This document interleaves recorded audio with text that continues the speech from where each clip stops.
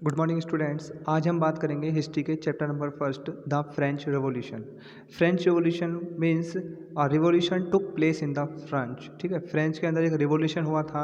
इसके पीछे क्या रीजंस रहे हैं कि फ्रेंच के अंदर ये रिवोल्यूशन हुआ, इस चीज़ को हम इस चैप्टर के अंदर देखेंगे। सो स्टार्ट करते हैं फर्स्ट पैराग्राफ से। लुइस 16, बेटा फ्रेंच के अंदर जो गवर्नमेंट चला करती थी वो किसकी हुआ करती थी? लुइस 16 की हुआ करती थी। ठीक है, लुइस 16 का वहाँ पे रूल चलता था। और लुइस 16 जो बिलोंग करता था वो एक बोर्बन डायनेस्टी से बिलोंग किया करता था। बोर्बन डायनेस्टी मीन्स वो एक ऐसी डायनेस्टी, वो एक ऐसी फैमिली जो एक ही फैमिली लंबे समय से क्या करती हुई आ रही है, रूल्ड करते हुए आ रही है। सपोज पहले किंग के जो फादर थे वो रूल किया करते थे। After the death of his father, उसका जो बेटा था उसने रूल किया, किंग बना।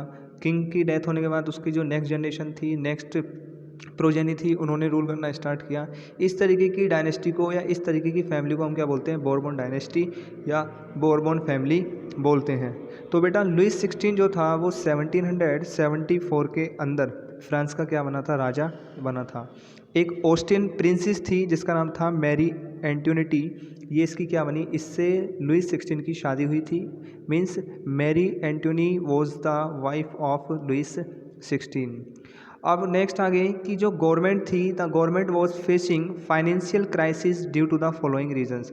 जब लुइस 16 फ्रांस का राजा बना, तो राजा बनने के बाद जब उसने वहाँ पे अपनी गवर्नमेंट को इस्टेब्लिश करा, तो after establishing the government in the French, जो लुइस 16 था उसे कुछ फाइनेंशियल क्राइसिस को क्या करना पड़ा? फेस करना पड़ा फ्रेंच के अंदर।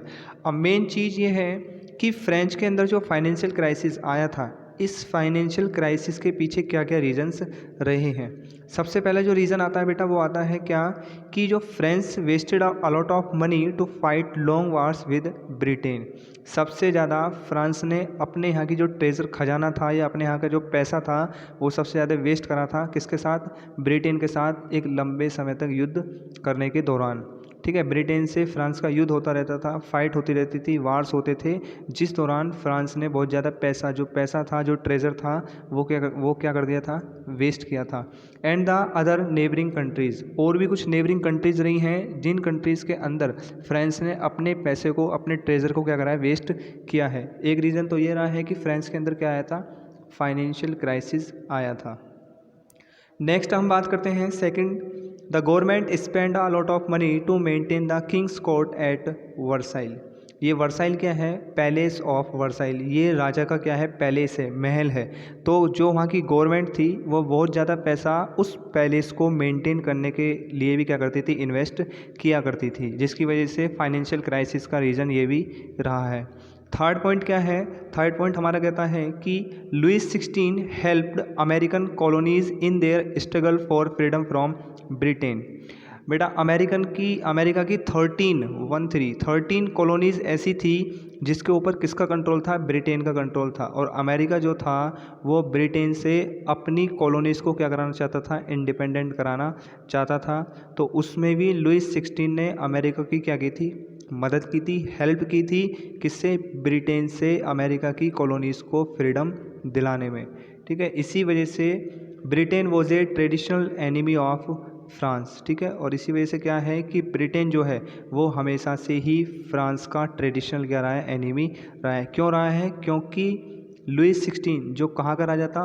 फ्रांस का राजा था। उसने अमेरिका की 13 कॉलोनीज़ को ब्रिटेन से फ्रीडम दिलाने में क्या करी थी? हेल्प की थी, जिसकी वजह से ब्रिटेन फ्रांस से क्या करने लग गया था? दुश्मनी करने लग गया था, एनिमी बन गया था। लास्ट पॉइंट आता है क्या? कि the government borrow a lot of money to meet its expenses.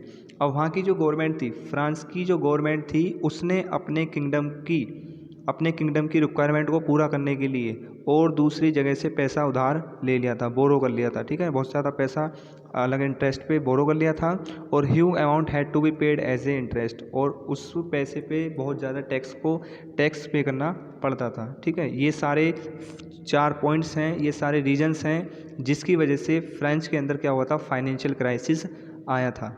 Next हम बात करते हैं French society during the old regime. अब जो राजा था वहाँ का लुइस 16, जब देखा कि उसने भाई फ्रेंच के अंदर बहुत ज़्यादा फाइनेंशियल क्राइसिस आया हुआ है, और इस फाइनेंशियल क्राइसिस को किस तरीके से सॉल्व किया जाए, किस तरीके से इस प्रॉब्लम को रिमूव किया जाए, तो वहाँ का जो राजा था उसने वहाँ की सोसाइटी को अलग अलग ग्रुप में क्या कर दिया था, डिवाइड कर दिया था। और जो अलग अलग ग्रुप में डिवाइड किया था बेटा, उस ग्रुप को नाम दिया जाता था स्टेट्स। ठीक है, देखो फर्स्ट पॉइंट देखो, the society and institutions of France before 1789 is called old regime. जो सोसाइटी थी फ्रांस की, जो इंस्टीट्यूशंस थे, कब 1789 से पहले उन्हें वहाँ पे क्या कहा जाता था, ओल्ड रेगमी कहा जाता था।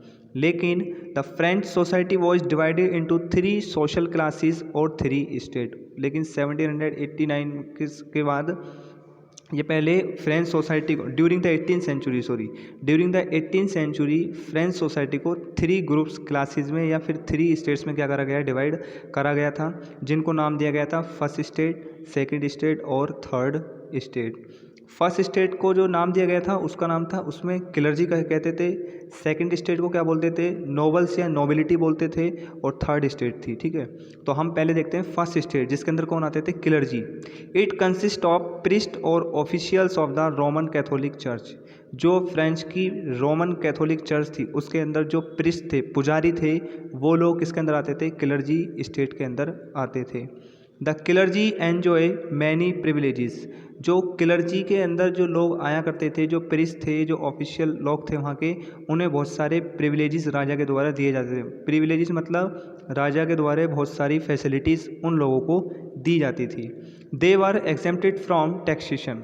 ये लोग किसी भी तरीके का टैक्स पे नहीं करते थे। राजा को जो लोग क्लर्जी स्टेट के अंदर आते थे, जो लोग फर्स्ट स्टेट के अंदर आते थे, ये किसी भी तरीके का टैक्स राजा को पे नहीं किया करते थे। इन्हें ये प्रिविलेज किसने दिया हुआ था, राजा ने दिया हुआ था। The church collected a tax called तिथि। लेकिन जो चर्च के जो लोग थे, ये खुद एक टैक्स को क्या करते थे, कलेक्ट किया करते थे वहाँ के कॉमन लोगों से। और वो जो टैक्स कलेक्ट किया करते थे, उस टैक्स को नाम दिया जाता था क्या, तिथि नाम दिया जाता था। ठीक है, the church on large areas of land. और चर्च के पास खुद एक बहुत बड़े क्या था, एक बहुत बड़ा लैंड था जिसका वो खुद क्या थे, ऑनर थे। ठीक है, तो इस वजह से वो वहाँ से भी क्या करते थे, इनकम को गेन किया करते थे। नेक्स्ट हम बात करते हैं सेकंड स्टेट की। सेकंड स्टेट को जो कहा जाता है बेटा, नोबल्स या नोबिलिटी कहा जाता है।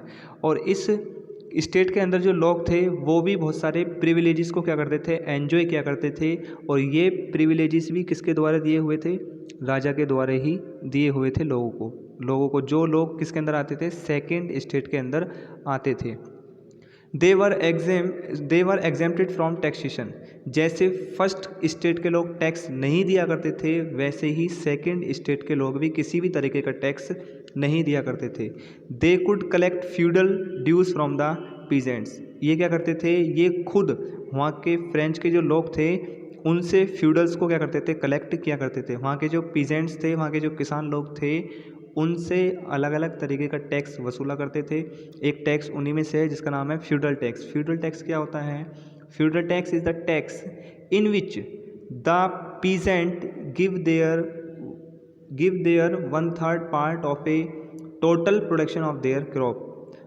फ्यूडल ड्यूज़ या फ्यूडल टैक्स क्या होता है, जिसमें जो पीजेंट्स हुआ करते थे वो अपनी टोटल क्रॉप के प्रोडक्शन में से 1/3 पार्ट एज ए टैक्स पे करते थे, किसको, सेकंड स्टेट के लोगों को। So they could make the peasant to work for them without any wages. और इसी वजह से जो सेकंड स्टेट के लोग थे, ये अपने लैंड्स के अंदर वहाँ के पीजेंट्स से क्या करते थे, काम कराया करते थे विदाउट एनी वेजेस।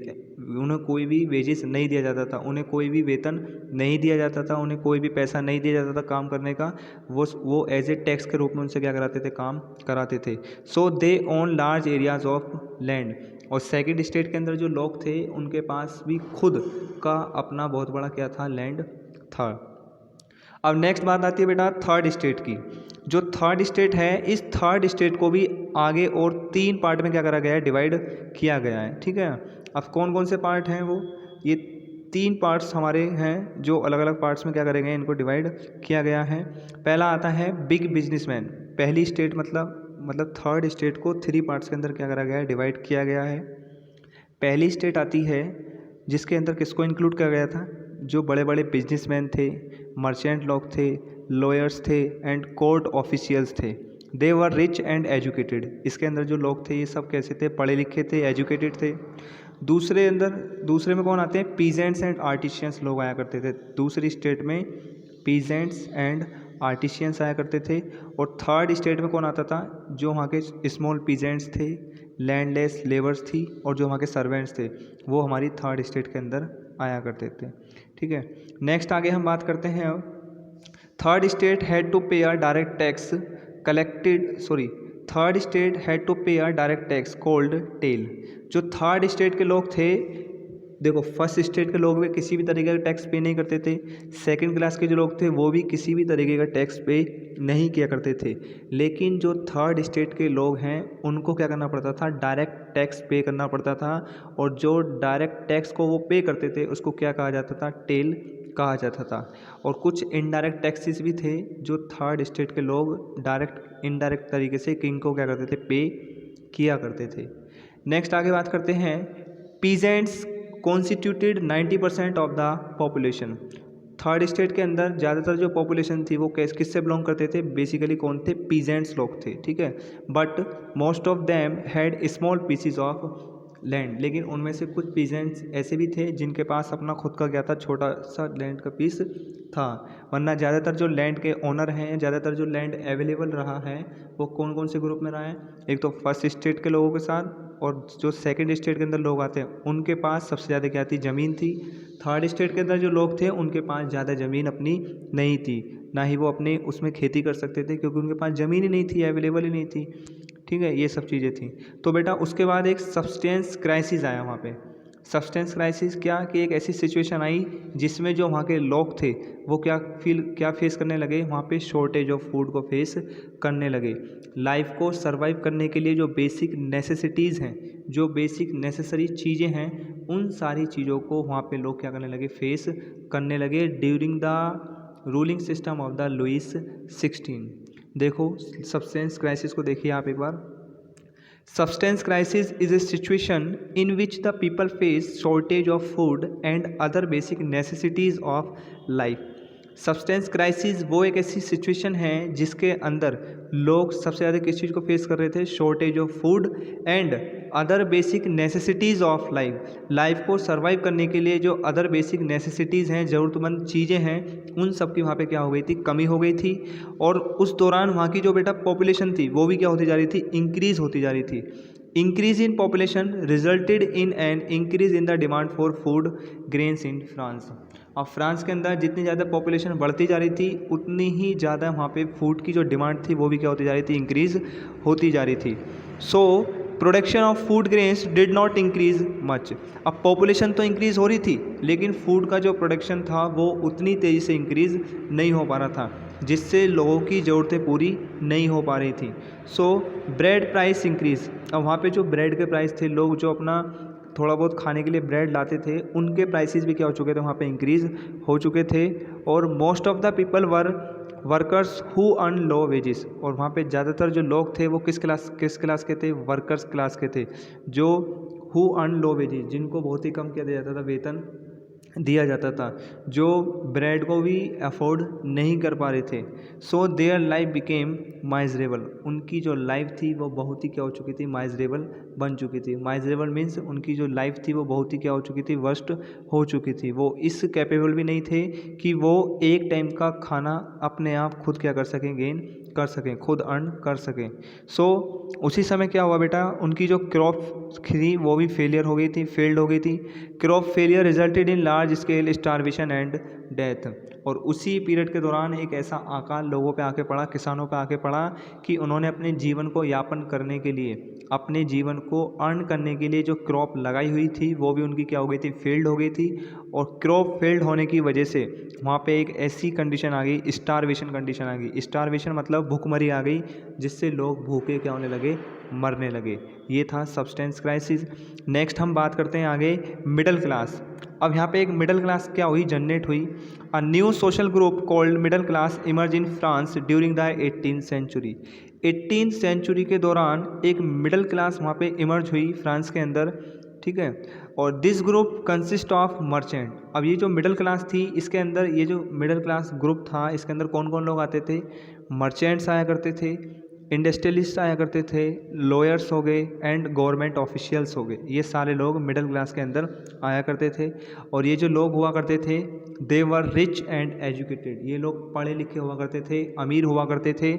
और they demanded an end to privileges based on birth. इन लोगों ने क्या करा, इन लोगों ने जो वहाँ पे फर्स्ट क्लास और सेकंड क्लास के लोगों को जो प्रिविलेजेस दिए हुए थे, फैसिलिटीज़ दी हुई थी, उन सबको बंद करने की डिमांड करना स्टार्ट कर दिया। They wanted freedom and equal opportunities for all. ये लोग क्या चाहते थे, मिडिल क्लास के लोग क्या चाहते थे, ये चाहते थे कि सब लोगों को क्या मिले, आज़ादी मिले, फ्रीडम मिले और सबको इक्वल अपॉर्चुनिटीज़ मिलनी चाहिए। ये इनकी क्या थी, डिमांड थी। अब कुछ हम बात करते हैं कि फ्रेंच के अंदर कुछ फिलोसफर्स आए बेटा, ठीक है। ये बहुत इंपॉर्टेंट है एग्जाम के पॉइंट ऑफ व्यू से कि फिलोसफर्स हैं और कौन कौन से फिलोसफर्स ने क्या क्या किया है। सबसे पहले जो फिलोसफर है जिसका नाम है जॉन लॉकी। जॉन लॉकी ने एक बुक लिखी थी जिस बुक का नाम है बेटा the two treaties of government, ठीक है। और इस बुक के अंदर ही oppose the divine and absolute rights of the monarch. इस बुक के अंदर इन्होंने लोगों को बताया है कि किस तरीके से वो जो मोनार्चियल सिस्टम है उनके जो राइट्स हैं, राजा के जो राइट्स हैं, लॉज हैं, उनको किस तरीके से क्या कर सकते हैं, डिवाइन कर सकते हैं या किस तरीके से एबोलिश्ड कर सकते हैं। मतलब राजा के जो राइट्स हैं उसका किस तरीके से विरोध किया जा सकता है, ठीक है। ये है। दूसरा जो फिलोसफर रहे हैं वो है जीन जैक्यूज रोसियो। इसका पूरा नाम है जीन जैक्यूज रोसियो और शॉर्ट में हम इस फिलोसफर को बोलते हैं रोसियो। इन्होंने भी एक बुक लिखी है जिसका नाम है द सोशल कॉन्ट्रैक्ट। इस सोशल कॉन्ट्रैक्ट के अनुसार इन्होंने क्या कहा है, इस बुक के अंदर इन्होंने क्या बताया है कि according to him the government should be based on a contract between people and their representative. कि जो गवर्नमेंट है वो किसके आधार पर बननी चाहिए, वो एक कॉन्ट्रैक्ट के आधार पर बननी चाहिए लोगों के, मतलब between people and their representative. इसका मतलब क्या है बेटा, इसका मतलब ये है कि फर्स्ट स्टेट, सेकंड स्टेट और थर्ड स्टेट के जो लोग हैं इन लोगों के आधार पर ही वहाँ पे क्या बननी चाहिए, गवर्नमेंट बननी चाहिए, जिससे लोग अपने रिप्रेजेंटेटिव को क्या कर सकें, चूज़ कर सकें। ये राजा वाला सिस्टम जो है, जो रूल, जो किंग सिस्टम है, इसको किस तरीके से एबोलिश्ड किया जा सकता है, इसको इन्होंने द सोशल कॉन्ट्रैक्ट बुक के अंदर क्या करा है, बताया है। और थर्ड फिलोसफर जो आए हैं बेटा वो है मोंटेस्क्यू। इन्होंने भी एक बुक लिखी है, इस बुक का नाम है the spirit of the laws. इस बुक के अंदर क्या बताया गया है, अकॉर्डिंग टू हिम, मोंटेस्क्यू के अनुसार क्या है, the power of the government should B divided between 3 organs. इन्होंने ये कहा है कि जो पावर है वो गवर्नमेंट के तीनों पार्ट्स के अंदर क्या होनी चाहिए, डिवाइड होनी चाहिए। मतलब तीनों पार्ट के अंदर डिवाइड होनी चाहिए और वो भी कैसे होनी चाहिए, इक्वल होनी चाहिए। अब गवर्नमेंट के कौन कौन से पार्ट्स या कौन से ऑर्गन्स होते हैं, एक होता है लेजिस्लेचर, एक होता है एग्जीक्यूटिव और एक होता है क्या, judiciary. The philosopher supported liberty, equality and fraternity. जो फिलोसफर है उसने किस किस चीज़ को सपोर्ट करा है, लिबर्टी को सपोर्ट करा है, इक्वलिटी को और फ्रेटर्निटी को सपोर्ट किया है। जो there ideas were discuss in coffee shops, saloons and the other public places. Montesquieu के जो आइडियाज़ थे, मोंटेस्क्यू ने जो आइडियाज़ इस बुक के अंदर क्या करें, अपने शो करे हैं या लोगों को स्प्रेड करना चाहें, ये सारे के सारे आइडियाज़ धीरे धीरे कहाँ पे डिस्कस होने लगे, लोगों के बीच में डिस्कस होने लगे। और लोग इस डिस्कशन को कहाँ पे करते थे, बेसिकली जैसे कॉफ़ी शॉप्स एरिया हो गया, सैलून्स हो गए या अदर पब्लिक प्लेसेस हो गया, यहाँ पे लोग मोंटेस्क्यू के आइडियाज़ को डिस्कस करने लग गए। Books and newspaper also carried these ideas to the people. और मोंटेस्क्यू के ये जो आइडियाज़ थे कि जो गवर्नमेंट है उसकी, जो गवर्नमेंट के जो ऑर्गन्स हैं उनमें इक्वल पावर का डिस्ट्रीब्यूशन होना चाहिए, ये सारे के सारे आइडियाज़ धीरे धीरे बुक्स के थ्रू, न्यूज़पेपर के थ्रू धीरे धीरे लोगों के बीच में स्प्रेड होना स्टार्ट हो गए थे। नेक्स्ट आता है, नेक्स्ट हेडिंग है outbreak of the French revolution. कि किस तरीके से रिवॉल्यूशन को क्या करा गया था, आउटब्रेक करा गया था। जो क्रांति आई, जो क्रांति को लाया गया वो किस तरीके से लाया गया था, क्या क्या उसके पीछे रीजन्स रहे हैं, देखिए। Louis 16 decided to increase the taxes in order to overcome financial crisis. अब अभी आप लोगों ने, मैंने आप लोगों को ऊपर बताया था कि फ्रांस के अंदर एक फाइनेंशियल क्राइसिस आया था और उसके पीछे क्या क्या रीजंस रहे हैं वो मैंने आप लोगों को बताए। अब यहाँ पे क्या है कि जो लुईस 16 है वो फ्रांस के अंदर जो फाइनेंशियल क्राइसिस आया हुआ है उससे बाहर आने के लिए, उस फाइनेंशियल क्राइसिस को ख़त्म करने के लिए उसने क्या डिसाइड किया, लुईस 16 ने डिसाइड किया कि हम लोग टैक्स को क्या कर देंगे, अब इंक्रीज़ कर देंगे। और बेसिकली जो टैक्स इंक्रीज़ करने की बात आई है तो आप लोगों ने देखा है कि जो टैक्स लिया जाता था वो ना तो फर्स्ट स्टेट से लिया जाता था ना सेकंड स्टेट से लिया जाता था। Only the persons of the third state have to pay the tax. जो थर्ड स्टेट के लोग थे उन्हीं को क्या पे करना पड़ता था, टैक्स पे करना पड़ता था। So the king had to get the permission of an assembly called the state general. ठीक है, अब इस टैक्स को इंक्रीज़ करने के लिए जो राजा था उसको किसकी परमिशन लेनी पड़ती थी, जो असेंबली थी। ठीक है, असेंबली मतलब कि तीनों स्टेट्स के लोगों को बुलाया जाता था। ठीक है, उसको बोलते हैं हम लोग स्टेट जनरल असेंबली। तीनों लोग, तीनों स्टेट का मतलब कि जिसके अंदर से फर्स्ट स्टेट के लोग भी आते थे, सेकंड स्टेट के भी और थर्ड स्टेट के भी। अगर ये लोग परमिशन दे देते तो जो टैक्स है उसको इंक्रीज़ कर लिया जाता। सो इस टैक्स को इंक्रीज़ करने के लिए लुईस 16 ने एक स्टेट जनरल असेंबली को क्या कराया था, हेल्ड कराया था, एक असेंबली को बुलाया था। ठीक है, so he called the meeting of the state general on 5 May 1789। On 5 May 1789 को लुईस 16 ने एक स्टेट जनरल मीटिंग को हेल्ड कराया। तो इसमें क्या था, the first and second state sent 300 representatives each. अब इस स्टेट जनरल असेंबली के अंदर जो फर्स्ट स्टेट थी और जो सेकंड स्टेट थी, इन दोनों स्टेट से कितने लोग आए थे, 300 रिप्रेजेंटेटिव्स आए थे। और जो थर्ड स्टेट थे उन्होंने अपने कितने रिप्रेजेंटेटिव भेजे थे, 600 representatives came from third state. ठीक है, so as per tradition the voting had to be done on the basis of the principle. As per the tradition के अनुसार यही था कि जो वोटिंग होगी वो किसके आधार पे होगी, एक प्रिंसिपल के आधार पे होगी। क्या कि 1 स्टेट 1 वोट, एक स्टेट से एक व्यक्ति होगा और एक व्यक्ति की क्या होगी, एक ही वोट होगी। ये प्रिंसिपल इन्होंने यहाँ पे फॉलो करने के लिए कहा राजा ने। और this time the leaders of the third state demanded that the voting should be done on the basis of the principle 1 member 1 vote. लेकिन जो थर्ड स्टेट के लोग थे वो किस चीज़ की डिमांड कर रहे थे, उनका जो प्रिंसिपल था वो अलग था। उन्होंने डिमांड करी क्या कि जो वोटिंग होगी कि voting should be done on the basis of the principle, कि वोटिंग इस आधार पे होनी चाहिए, इस सिद्धांत पे होनी चाहिए क्या कि 1 मेंबर और 1 वोट। ठीक है, उन्होंने ये कहा। और ऊपर जो राजा कह रहा है वो कह रहा है 1 स्टेट 1 वोट। अब ओबियस सी बात है कि अगर 1 स्टेट और 1 वोट के थ्रू वोटिंग होती है तो सिंपल सी बात है, तो जो डिसीजन जाएगा वो किसके फेवर में जाएगा, फर्स्ट और सेकंड के फेवर में ही, फर्स्ट स्टेट और सेकंड स्टेट के फेवर में ही जाएगा, जिसको ऑलरेडी राजा ने बहुत सारे प्रिविलेजेस दिए हुए हैं। ठीक है, लेकिन जो थर्ड स्टेट के लोग थे उन्होंने डिमांड करी कि voting should be done on the basis of the principle 1 member 1 vote. इसके आधार पर क्या होनी चाहिए, वोटिंग होनी चाहिए। लेकिन जो राजा था उन्होंने थर्ड स्टेट की जो ये प्रिंसिपल था 1 मेंबर 1 वोट को क्या कर दिया था, इससे एग्री नहीं हुआ था। इसको एग्री करने से क्या कर दिया, राजा ने डिक्लाइन कर दिया था, राजा ने इस चीज़ को मना कर दिया था। जो मेंबर थे थर्ड स्टेट के, the members of the third state walk out of the assembly. और इस बात से नाराज़ होने के बाद जो थर्ड स्टेट के लोग थे वो असेंबली से वापस अपने स्टेट में आ गए। वो लोग असेंबली को छोड़कर वहाँ से आ गए। क्यों आ गए, क्योंकि राजा ने उनकी बात को मानने से क्या कर दिया था, इनकार कर दिया था। So they assembled in an indoor tennis court. उसके वहाँ से आने के बाद जो थर्ड स्टेट के लोग थे असेंबली से आने के बाद वो एक इंडोर टेनिस कोर्ट के अंदर क्या हुए, असेंबल्ड हुए ऑन 20 जून 1789 को। वहाँ पे सारे के सारे लोग इकट्ठे हुए और they declare themselves as the national assembly of France. और इन्होंने इकट्ठे होने के बाद, असेंबल्ड होने के बाद अपने आप को फ्रांस का क्या कर दिया, नेशनल असेंबली वहाँ पे घोषित कर दिया कि हम लोग अब यहाँ की नेशनल असेंबली हैं।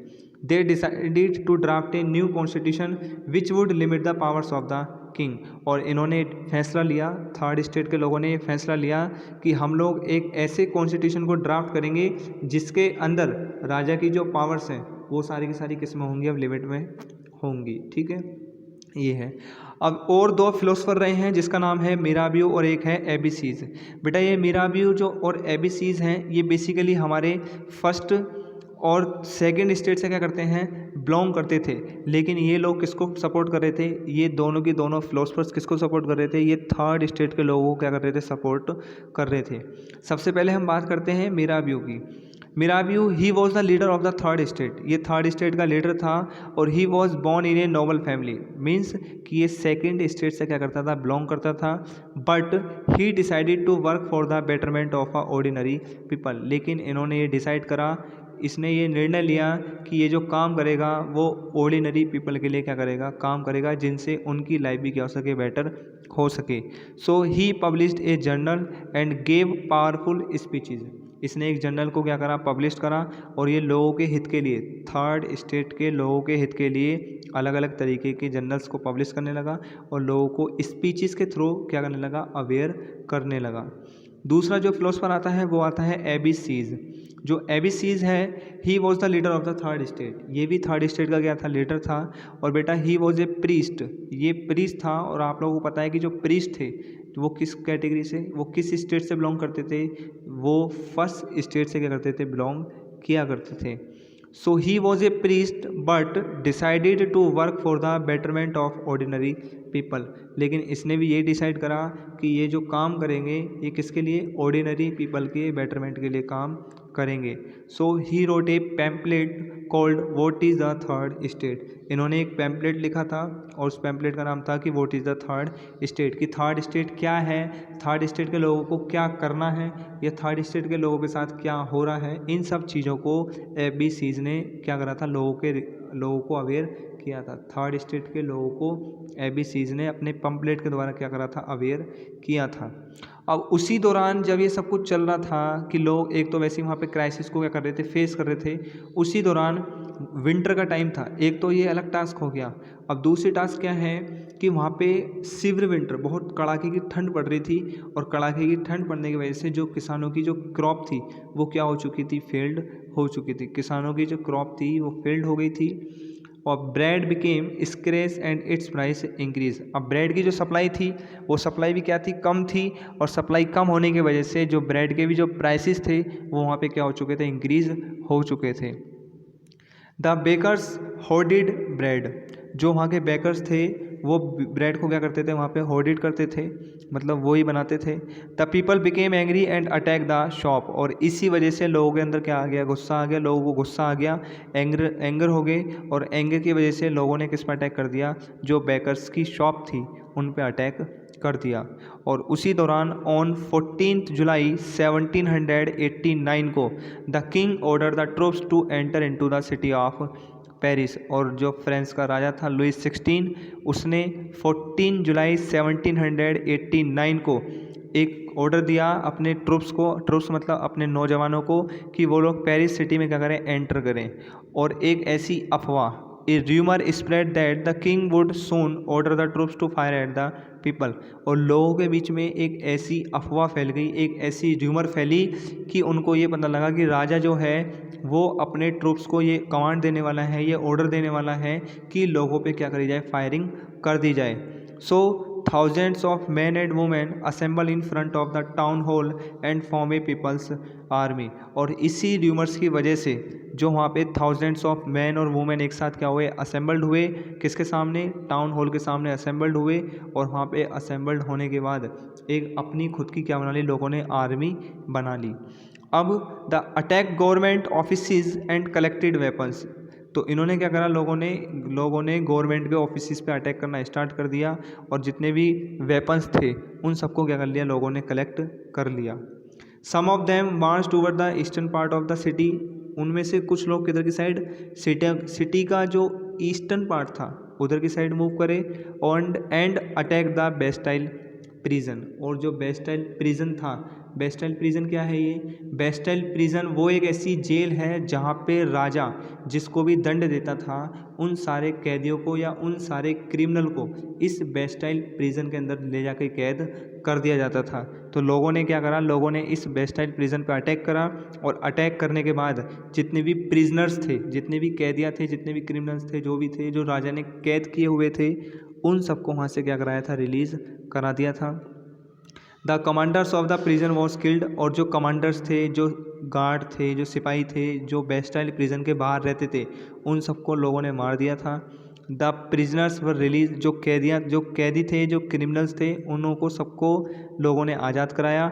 And the fortress prison was destroy, और जो ये फोर्ट्रेस प्रिजन थी, जो राजा की जो बनाई हुई जेल थी जिसमें कैदियों को रखा जाता था, इसे पूरी तरह से क्या कर दिया गया था, डिस्ट्रॉयड कर दिया गया था। Its stone piece were sold in the market, और इसके जो स्टोन के पीसीस थे, पत्थर जो निकला, जो भी वहाँ से पत्थर, ईंटें, जो भी सामान सारा निकला, उसको कहाँ पे बेच दिया गया, मार्केट के अंदर बेच दिया गया था। और Bastille was a symbol of the French autocracy, और जब बेस्टाइल को क्या करा गया, डिस्ट्रॉय करा गया, तो ये किस चीज़ का सिंबल बन गया था, ये फ्रेंच ऑटोक्रेसी का सिंबल बन गया था। So the day in which it was destroy is called as a national day in France, और जिस दिन इस बेस्टाइल प्रिजन को फ्रांस के अंदर क्या करा गया था, डिस्ट्रॉयड करा गया था, उसी दिन से फ्रांस के अंदर इस दिन को किस नाम से सेलिब्रेट करा जाता है, नेशनल डे इन फ्रांस के नाम से इसको सेलिब्रेट किया जाता है। In villages a rumour spread that the landlords have asked some arm man to destroy the crops of peasants. कुछ विलेजेस में ये र्यूमर फैली क्या, कि जो लैंडलॉर्ड्स हैं उनसे पूछा गया कि कुछ आर्म मैन हैं जो उनकी क्रॉप्स को क्या करना चाहते हैं, डिस्ट्रॉय करना चाहते हैं, पीजेंट्स की क्रॉप को डिस्ट्रॉय करना चाहते हैं। मतलब क्या, कि कुछ विलेजेस के अंदर एक अफवाह फैल गई, किसानों के, पीजेंट्स के बीच में भी एक अफवाह फैली क्या, कि जो आर्म्ड मैन हैं, जो ट्रूप्स हैं, वो किसानों की क्रॉप्स को क्या करना चाहते हैं, फेल्ड करना चाहते हैं, ख़राब करना चाहते हैं। तो जो पीजेंट्स थे उनके अंदर भी क्या आ गया, गुस्सा आ गया, और जो पीजेंट्स थे उन्होंने भी अटैक कर दिया था किस पे, the चैट्यूक्स and looted hoarded grain. जो चैट्यूक्स था, जो राजा का खजाना रहा रहता था, जहाँ राजा के ग्रेन्स होर्डेड रहते थे, उन सब पे लूटपाट करना स्टार्ट कर दिया। They also destroyed the records of feudal dues, और राजा के यहाँ पे जो फ्यूडल ड्यूज थे, कि किस पीजेंट्स पे कितना फ्यूडल ड्यू है, उसका जो रिकॉर्ड था, उन सारे रिकॉर्ड्स को पीजेंट्स ने क्या कर दिया था, डिस्ट्रॉयड कर दिया था। And the landlords had to run away, और वहाँ के जितने भी जमींदार थे उन्हें अपनी जान बचाने के लिए वहाँ से भागना पड़ा। So Louis 16 recognise the national assembly and agree that his powers can be reduce by a new constitution. जब इतनी सारी दुर्घटना वहाँ पे हुई, तो जो लुईस 16 था उसको ये रिकॉग्नाइज हुआ, और उसने वहाँ के लोगों को नेशनल असेंबली क्या कर दिया, रिकॉग्नाइज कर दिया, घोषित कर दिया कि ठीक है, आप लोगों की नेशनल असेंबली फ्रेंच के अंदर रहेगी। और राजा इस बात से भी एग्री हो गया था कि उसकी जो पावर्स हैं उनको लिमिट में रखा जा रहा है न्यू कॉन्स्टिट्यूशन के अनुसार, तो वो इस बात से भी क्या हो गया था, एग्री हो गया था। ठीक है, नेक्स्ट है ऑन 4 अगस्त 1789, 4 अगस्त 1789 को the national assembly pass A degree. ठीक है, 4 अगस्त 1789 को एक नेशनल असेंबली ने एक डिग्री को, एक एक्ट को क्या करा, पास करा। डिग्री मीन्स एक एक्ट को पास करा, और इस एक्ट के अनुसार क्या था, कि it abolish the feudal system, कि यहाँ पे फ्यूडल सिस्टम को पूरी तरीके से क्या करा जाएगा, एबोलिश किया जाएगा मीन्स वहाँ पे फ्यूडल सिस्टम को पूरी तरीके से एबोलिश कर दिया गया था, कि यहाँ पे कोई भी किसी भी तरीके का टैक्स नहीं देगा। Privileges enjoy by the clergy and the nobility were withdrawn. राजा के पीरियड के दौरान, राजा के शासनकाल के दौरान means during the time of the king, जो फर्स्ट स्टेट और सेकंड स्टेट के लोगों को जो राजा ने फैसिलिटीज़ दी हुई थी, कि भाई फर्स्ट स्टेट और सेकंड स्टेट के लोग किसी भी तरीके का टैक्स पे नहीं करेंगे, उन सब सारी की सारी प्रिविलेजेस को भी लोगों से क्या कर लिया गया था, छीन लिया गया था। और तिथीज वॉज एबोलिश्ड, जो तिथि का जो टैक्स था, जो फर्स्ट क्लास के लोगों को दिया जाता था, उसको भी पूरी तरीके से एबोलिश कर दिया गया। और church lands were taken over by the government, और चर्च के जो लैंड्स थे उनको भी सारों को ओवरटेक कर लिया गया, और लेने के बाद किसको दे दिया गया, गवर्नमेंट को दे दिया गया था। नेक्स्ट आता है द कॉन्स्टिट्यूशन ऑफ 1791। अब फ्रेंच के अंदर एक कॉन्स्टिट्यूशन को क्या कराया गया है, ड्राफ्ट किया गया था, और ये जो कॉन्स्टिट्यूशन ड्राफ्ट किया गया था, ये 1791 के अंदर इसको पास किया गया था। इसको पास करने के लिए बेटा एक नेशनल असेंबली को पास किया गया था। The national assembly pass the new constitution in 1791। अब इस कॉन्स्टिट्यूशन के अंदर क्या क्या लॉज, क्या क्या राइट्स बनाए गए थे, जैसे फर्स्ट आता है the limited the powers of the king. सबसे पहले कि जो राजा की जो पावर्स थी उनको इस कॉन्स्टिट्यूशन के अनुसार क्या कर दिया गया था, लिमिटेड कर दिया गया था। And establish a constitutional monarchy in France, और फ्रांस के अंदर एक कॉन्स्टिट्यूशनल मोनार्ची सिस्टम को क्या कर दिया गया था, लागू कर दिया गया था। कि फ्रेंच के अंदर चलो ठीक है मोनार्चियल सिस्टम तो है, लेकिन मोनार्चियल सिस्टम अब किसके अनुसार होगा, कॉन्स्टिट्यूशन संविधान के अनुसार होगा। अकॉर्डिंग टू द कॉन्स्टिट्यूशन जो राजा है उसको अपना शासनकाल वहाँ पे चलाना पड़ेगा। अब राजा अपनी मर्जी से कोई भी कानून या लॉज या रूल्स एंड रेगुलेशन को फॉर्म्ड नहीं कर सकता था। अकॉर्डिंग टू द कॉन्स्टिट्यूशन राजा को भी वहाँ पे अब चलना पड़ेगा। सेकंड क्या था कि it divided the citizens into two group. वहाँ पे लोगों को सिटीजन्स को दो ग्रुप के अंदर क्या करा गया था, डिवाइड कर दिया गया था। पहला एक्टिव सिटीजन और दूसरा क्या था, पैसिव सिटीजन।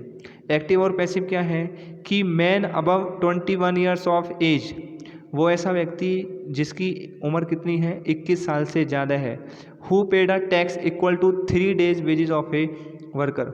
वो ऐसा व्यक्ति जिसकी जो एज है वो 21 साल से ज़्यादा है और जो 3 days के वेजेस के अनुसार एक वर्कर को, सॉरी ये क्या कहना चाह रहा है, देखिए active citizen and passive citizen में क्या है।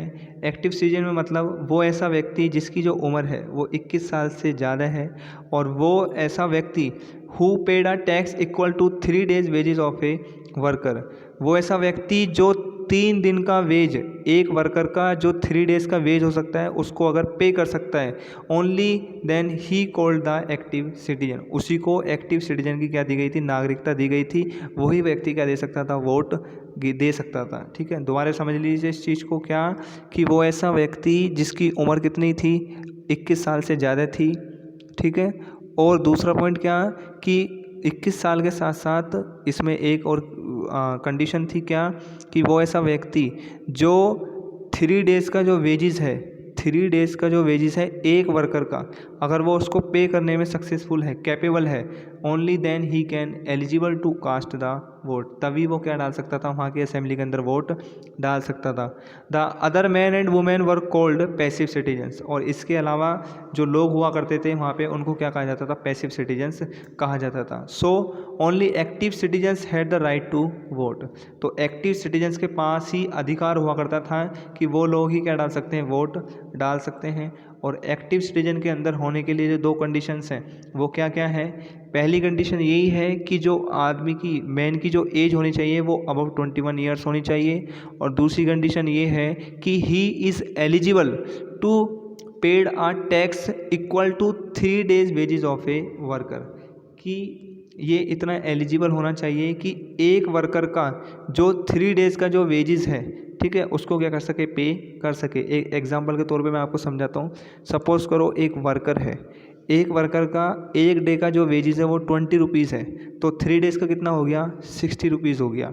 अगर एक मैन 60 रुपीज़ को क्या कर सकता है, पे कर सकता है, then he came under the category of the active citizen. इसका मतलब वो किस कैटेगरी के अंदर आ रहा है, एक्टिव सिटीजन कैटेगरी के अंदर आ रहा है। और अगर ये 3 days का वेजेस पे नहीं कर पा रहा है तो ये एक्टिव कैटेगरी के अंदर नहीं आ रहा है। ठीक है, ये थी। नेक्स्ट हम थर्ड पॉइंट को डिस्कस करते हैं, क्या कि the active citizens would elect A group of 50,000 इलेक्टोर्स। कि जो एक्टिव सिटीजन्स हैं वो कितने, 50,000 इलेक्टोर्स के ग्रुप को क्या कर सकते हैं, इलेक्ट कर सकते हैं। और they in turn would elect the national assembly, और उसी के आधार पे ये क्या कर सकते हैं, नेशनल असेंबली को इलेक्ट कर सकते हैं। फोर्थ पॉइंट क्या कहता है, the national assembly became the parliament of France. और ये जो नेशनल असेंबली इलेक्ट की जाएगी यही फ्रांस की क्या बनेगी, पार्लियामेंट बनेगी। आगे, it appointed A group of ministers who along with the thanking from the executive. क्या कि यही लोग एक ग्रुप ऑफ मिनिस्टर्स को क्या करेंगे, अपॉइंट करेंगे, जो किसके साथ, जो लोग एज ए पार्लियामेंट के एग्जीक्यूटिव ऑर्गन के तौर पर क्या करेंगे, वहाँ पे काम करेंगे। The king was under the control of the national assembly. और अब यहाँ पे जो राजा है वो डायरेक्ट किसके कंट्रोल में आ चुका है, नेशनल असेंबली के कंट्रोल में आ चुका है। और ये जो नेशनल असेंबली फॉर्म की है ये फ्रेंच के लोगों ने ही फॉर्म्ड की है। ठीक है, नेक्स्ट हम 5th पॉइंट की बात करते हैं। The active citizens also elect A group of जजेस हु कॉन्स्टिट्यूटेड द जुडिशरी। जो फ्रेंच के एक्टिव सिटीजन्स हैं ये लोग वहाँ पे क्या कर सकते हैं, जजेस को इलेक्ट कर सकते हैं और यही जजेस क्या करेंगे, वहाँ की जुडिशरी को कॉन्स्टिट्यूट करेंगे।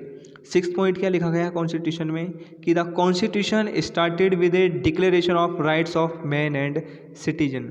कि जो कॉन्स्टिट्यूशन स्टार्ट होगा वो declaration of rights of man and citizen, कि वहाँ के आम नागरिकों के क्या क्या राइट्स, क्या क्या अधिकार हैं, उन सब चीज़ों को डिक्लेयर किया गया। Which guaranteed basic rights to the citizen. और कॉन्स्टिट्यूशन के अनुसार जो मैन और सिटीजन, जो मैन या वुमेन हैं, जो उनके बेसिक राइट्स होने चाहिए, उन सारे बेसिक राइट्स को क्या करा गया, गारंटी के तौर पर डिक्लेयर किया गया था। ठीक है ना। अब ऐसे कौन कौन से डिक्लेरेशन राइट्स थे मैन और सिटीजन के, वो हम इसके अंदर देखेंगे। The Declaration of Rights of Man and Citizen. First, the French Constitution of 1791 started with a Declaration of Rights of Man and Citizen. 1791 का जो फ्रेंच कॉन्स्टिट्यूशन था इसको स्टार्ट करा गया था मेंस एंड सिटीजन के राइट्स के डिक्लेरेशन के साथ साथ। तो फर्स्ट राइट क्या था, it declare that all man are born free and equal in right. पहला डिक्लेरेशन यही हुआ कि जितने भी मैन हैं वो सारे के सारे जन्म, जिन सब लोगों का जो जन्म हुआ है वो फ्रीली है। ठीक है ना, फ्रीली मतलब कि सब लोगों को बराबर आज़ादी है और आज़ादी के साथ साथ सबको ये डिक्लेयर किया जाता है कि सबको इक्वल राइट्स क्या करे जाएंगे, प्रोवाइड किए जाएंगे। Second point, it guaranteed basic human rights such as the right to life, freedom of speech, freedom of opinion and equality before law to all the citizen. ये बेसिक ह्यूमन राइट्स थे जिनको guarantee, as a guarantee के तौर पर क्या करा गया था, लोगों को दिया गया था। जैसे राइट टू लाइफ, कि सबको जीने का क्या है, अधिकार है। फ्रीडम ऑफ स्पीच, कि सबको बोलने का बराबर क्या है, अधिकार है। फ्रीडम ऑफ ओपिनियन, कि सबको अपने विचार प्रकट, अपने विचारों को, अपने ओपिनियन को एक्सप्रेस करने का भी क्या दिया गया, राइट दिया गया। And equality before law to all the citizen, कि कानून बनाने से पहले हर किसी व्यक्ति को क्या रखा, कंसीडर किया जाना चाहिए, इक्वल कंसीडर किया जाना चाहिए। ये भी कानून के तौर पर अधिकार लोगों को दिया गया था। और थर्ड आता है क्या, कि it became the duty of the government to protect the rights of the citizen. और ये जो सिटीजन के राइट्स थे इनको प्रोटेक्ट करने की जो जिम्मेदारी थी, इनको प्रोटेक्ट करने की जो ड्यूटी थी वो किसकी थी, गवर्नमेंट की थी। ये भी उसमें साफ साफ डिक्लेयर, कॉन्स्टिट्यूशन के अंदर डिक्लेयर किया गया था। ठीक है, नेक्स्ट हम आगे और बात करते हैं। French abolishes monarchy and became a republic, कि अब फ्रेंच के अंदर किस तरीके से मोनार्ची सिस्टम को क्या करा गया, एबोलिश करा गया, बंद करा गया, और किस तरीके से फ्रेंच को क्या करा गया था, रिपब्लिक घोषित किया गया था। कैसे फ्रेंच रिपब्लिक बना।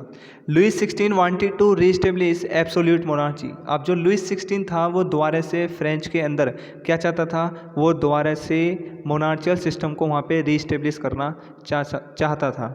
So he entered into a secret discussion with the king of Prussia। तो इसने फ्रेंच के अंदर मोनार्चियल सिस्टम को रीस्टेब्लिश करने के लिए इसने क्या किया कि ये जो प्रशिया का किंग था उसके साथ सीक्रेट डिस्कशन के लिए चला गया। इसने सीक्रेट डिस्कशन किया प्रशिया के किंग के साथ। The neighbouring countries of France were against the revolution. अब जो कुछ नेबरिंग कंट्रीज थी फ्रांस की वो इस रिवॉल्यूशन के क्या थी, खिलाफ थी। So they plan to attack France. So जो नेबरिंग कंट्रीज़ थी उन्होंने ये प्लान बनाया कि वो सारी की सारी कंट्रीज़ किस पे अटैक करेंगी, फ्रांस पे अटैक करेंगी। सो इन अप्रैल 1792 the national assembly declared war. अब 1792 में, अप्रैल 1792 के अंदर जो फ्रांस की जो नेशनल असेंबली थी उसने वार डिक्लेयर कर दिया ऑन प्रशिया एंड ऑस्ट्रिया। इन दोनों के ऊपर वार को डिक्लेयर कर दिया था। So thousands of people join the French army. और इस वार के दौरान थाउजेंड्स ऑफ पीपल ने फ्रेंच आर्मी को क्या करा था, ज्वाइन करा था। और they wanted to fight against kings and aristocracies all over Europe. अब ये क्या चाहते थे, ये चाहते थे कि राजा के खिलाफ क्या लड़ा जाए, युद्ध लड़ा जाए, और जितनी भी एरिस्टोक्रेसीज हैं पूरे यूरोप, एंटायर यूरोप के अंदर, उन सबको कब्जा किया जाए। So many people in France were unhappy with the 1791 constitution. अब ये जो 1791 के अंदर फ्रेंच के अंदर जो कॉन्स्टिट्यूशन बना था, इस कॉन्स्टिट्यूशन से भी बहुत सारे लोग क्या थे, अनहैप्पी थे। कुछ लोग हैप्पी थे और कुछ लोग ऐसे भी थे जो क्या थे, अनहैप्पी थे। अब अनहैप्पी क्यों थे? Because it gave political rights only to the rich people, कि इसके अंदर जो पॉलिटिकल अधिकार दिया गया था, पॉलिटिकल राइट दिया गया था, वो केवल और केवल किसको दिया गया था? जो वहाँ के रिच पीपल हुआ करते थे, उनको पॉलिटिकल राइट इस कॉन्स्टिट्यूशन के अनुसार दिया गया था। तो इसी वजह से जो वहाँ के अनहैप्पी लोग थे, वो इस कॉन्स्टिट्यूशन के अंदर फर्दर चेंजेस चाहते थे कि इसके अंदर और अभी क्या किया जाए, बदलाव किए जाने चाहिए। So they formed political clubs to discuss public issues and to plan political struggle। और इन्हीं चेंजेस को करने के लिए वहाँ के जो लोग थे, उन्होंने एक पॉलिटिकल क्लब्स को बनाना स्टार्ट कर दिया और उसके साथ साथ जितने भी पब्लिक इश्यूज़ हुआ करते थे उनको वो डिस्कस करते थे और वो ये प्लान करते थे कि इन सब को पूरा करने के लिए उन्होंने पॉलिटिकल स्ट्रगल करना स्टार्ट कर दिया था। The most important among them was the Jacobin club. और इन सारे क्लब्स के अंदर सबसे इम्पोर्टेंट जो क्लब था, उस क्लब का नाम था जैकोबिन क्लब। वो एक ऐसा क्लब जो फर्दर 1791 कॉन्स्टिट्यूशन के अंदर क्या चाहता था, चेंजेस करना चाहता था। ठीक है, नेक्स्ट है आगे, its members were poor people like artisan, servants and daily wages worker. और बेसिकली बेटा जैकोबिन क्लब के अंदर जो लोग आया करते थे, वे बेसिकली कौन हुआ करते थे? दे वर पुअर पीपल लाइक आर्टिशियंस हो गए, सर्वेंट्स हो गए और जो डेली वेजेस वर्कर्स हुआ करते थे। इन लोगों ने मिलकर क्या बनाया था, ये जैकोबिन क्लब बनाया था। They started wearing long strip trousers, पहनना स्टार्ट करा इन्होंने, क्या कि इन्होंने लॉन्ग स्ट्रिप ट्राउजर्स पहनना स्टार्ट कर दिया। So they were called sans culottes, those without knee breeches, मतलब नी से ऊपर ऊपर तक का ये क्या पहनते थे, ट्राउजर पहनते थे। ठीक है, ये जैकोबिन क्लब के लोगों की पहचान थी। नेक्स्ट है आगे, मैन वोर रेड कैप्स। जो मैन हुआ करते थे वो क्या पहना करते थे, वो लाल कलर का कैप पहना करते थे, विच सिम्बलाइज लिबर्टी। और जो रेड कलर का जो कैप था, ये किस चीज़ को सिम्बलाइज करता था, ये लिबर्टी को सिम्बलाइज करता था। लिबर्टी मतलब लिबरलिज्म, मीन्स इक्वलिटी को सिम्बलाइज किया करता था।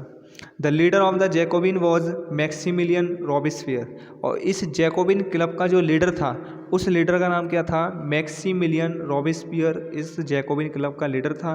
The Jacobins plan a rebellion in 1792। और जो जैकोबिन्स थे, इन्होंने एक रिबिलियन को प्लान करा 1792 के अंदर, जिसमें they attack the king's palace and held the king hostage. इन्होंने राजा के पैलेस पे क्या कर दिया, राजा के महल पे आक्रमण कर दिया, अटैक कर दिया और राजा का जो होस्टेज था उसको क्या कर लिया, हेल्ड कर लिया।